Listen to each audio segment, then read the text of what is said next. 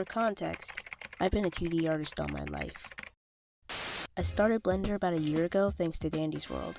I wanted to be able to make my own models akin to the game, but more so because I wanted to be more versatile in my art. My first model was an OC for a murder mystery Dandy's World style game named Outlier, working title. Jump forward to 2026. I'm in the process of making a Dandy's World AU named Take 85, which is my take on the events of the story of the game in a choice-based format akin to Detroit Become Human or Dispatch, where the audience will get to decide what happens. If you remember what I said earlier, I'm a 2D artist. So you might be wondering, why not just make the AU a 2D art? Cause it's cool? Just kidding. Why I went through this effort is for 3 reasons. 1. 3D assets would make things a lot easier on me. Having backgrounds and character models I can reference for any angle is absolutely amazing as an artist. 2. This may be an unpopular opinion, but I feel like the 3D aspect is very important to Dandy's World's visual identity. Seeing the cardboard cutouts, art, and info cards of the characters juxtaposed with their 3D cells hammers home the point that the writers are trying to make with the story, in my opinion. The toons are not perfect replicas of their show versions.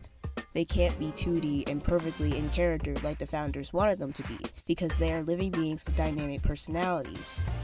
And reason 3, I'm married to the presentation of the AU as someone playing through the game with a group of friends, so I need the 3D aspects to control the camera as if someone is playing, alongside other things like UI elements. That also means I'm gonna have to learn 3D animation and making 3D environments, but we're not there yet. Don't worry, I'll take y'all on my journey learning that as well.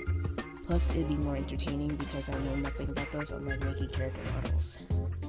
Anyways, today we'll be making this AU's version of Boxten. As you can see, he's largely unchanged from the original design. I just made his clothing make more sense by making it overalls instead of a shirt that's way too close to his skin tone and pants things. Are those his legs straight up? I actually don't want to think about it. Let's move on to the model making process.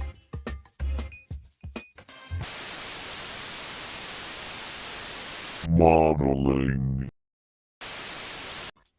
Hey, so this is the part of the video where I kind of just ramble on while you watch the background footage, or you're not watching it, maybe you have it in the background. But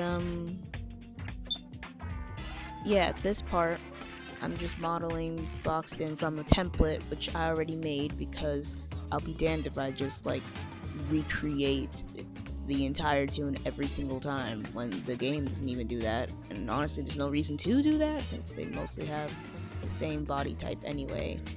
But I honestly kind of like to keep the models a little asymmetrical because it harkens back to my art style. But anyway, I guess I can kind of talk about how Boxten is in this AU. So obviously, things are subject to change. I'm not done writing the story yet. I only have the first episode written, and I'm gonna have to rewrite some parts of that episode. But, spoilers then? Like, I don't know what's gonna change, what's gonna not change. I just said that. So, Boxten is the tutorial guy, basically. You know, just like he is in-game, but he's in the tutorial of 85, and you play as him in the tutorial about how to play the actual game, like doing machines and all that. And he's also the tutorial for teaching the player how to navigate interpersonal relationships with the toons. Like, the way I have it written, it's like you have to pay attention to him and like his mannerisms and all that, just to make sure that he doesn't twist. Like, what I'm saying is, the choices you make will affect the characters. By watching him and like learning who he is as a person through his interactions with the other characters, if the audience pays attention, they'll know what choices to make and how to help him, or know what choices to make to deliberately cause his downfall if that's what you want. He's definitely the tutorial for that, and I can't go into too much detail with it, you know, out of fear of spoiling things and it might become outdated, but he's definitely I'll just say this, he probably isn't going to stick around for long. Not saying I don't have faith in you guys, but I took my sister through episode 1, and she knows how I think. She's known this Boxten longer than all of y'all, and she got him killed. I'll just say that much.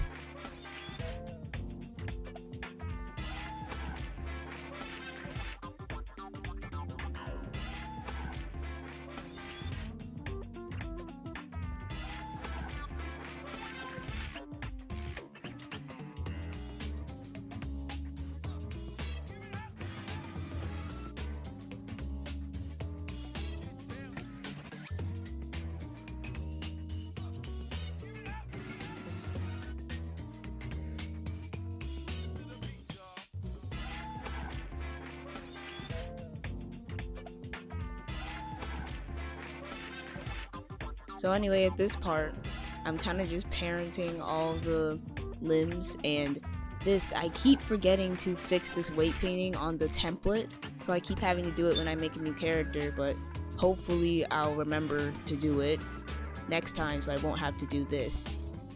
But honestly, this part is nice because once I abandoned having the limbs actually deform and just made it be like parts like in the original game, things got so much easier. Okay, I'll leave you guys with the rest of the footage. Well, until it's time to texture.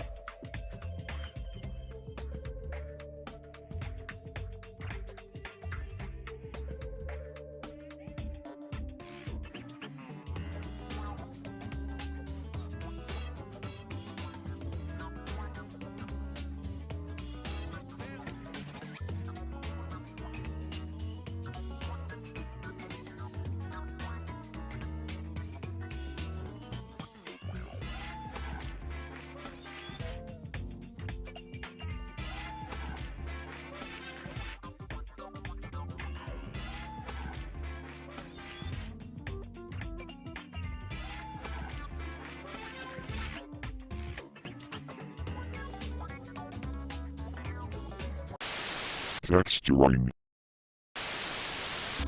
Alright, now we're texturing Boxten. I put the speed paints for me editing the textures here. And for his faces, he actually has the most faces out of any model I made so far, because I made a video, it's on TikTok, where it's my animations for him in the game, which obviously isn't all of them, but that's why he has the most out of all of them. And I actually figured out how to make it be so that I can change his face using keyframes, so with like no drivers or anything like that. So I'll be sure to link the video I used in the description so you guys can use that too if you're trying to do that, because it's really simple and really easy. Only thing is, you have to update it every single time you make a new face, so I'm not really looking forward to that. And if you're taking it from one device to another like I am, it's very tedious to download them all, then upload them all, and then rename them all. Unless, if you guys know like a application that can easily rename stuff, like 1, 2, 3, 4, 5, please tell me. That'd be amazing.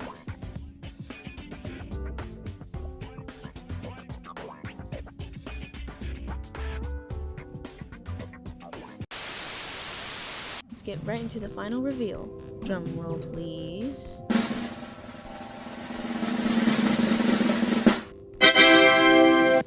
I love how Boxten came out, and I think you can see some major improvement from my first ever model. Both of them achieved that cartoony but 3D look, but Boxten just looks a lot more natural. Also, if you wanted to see your Sprout and V bars. If you liked the video, make sure to like the video and drop a comment down below to let me know. Wow, telling people to interact with the video? Weird. While you're down there, tell me if you prefer this more informal style, or if you prefer I would delve more into the 3D modeling process. Maybe even tell me what topics you want me to talk about or what tune I should do next. Alright, see you next time.